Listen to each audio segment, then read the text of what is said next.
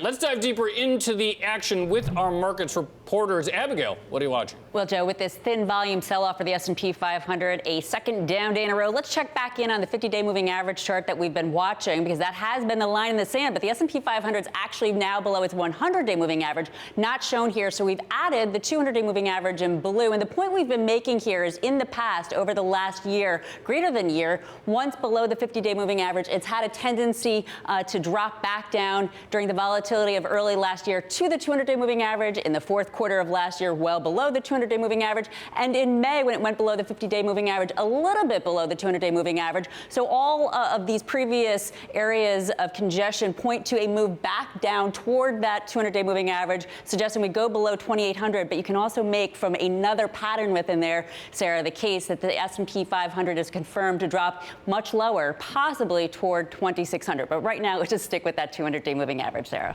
Thanks, Abigail. Well, I've been focusing on the financials because not only were they one of the worst performing sectors last week, today they were once again the worst performing area of the market, down near 2%. All but two members of the S&P financial sector were in the red. This as we continue to see bonds rally, pushing yields lower, and we see yield curves flatten really across the board, particularly in that 3-month, 10-year curve. And if you look at XLF, this is the popular exchange traded fund that tracks the sector, we have continued to see outflows from the fund. A lot of pain. And if you add up all of those outflows that you see there towards the right, if you add them all up for last week, it totals more than $2 billion. Now, that is the worst single week outflow since 2008. So while semiconductors there, investors believe maybe things are turning around, doesn't look like it, at least for the financials.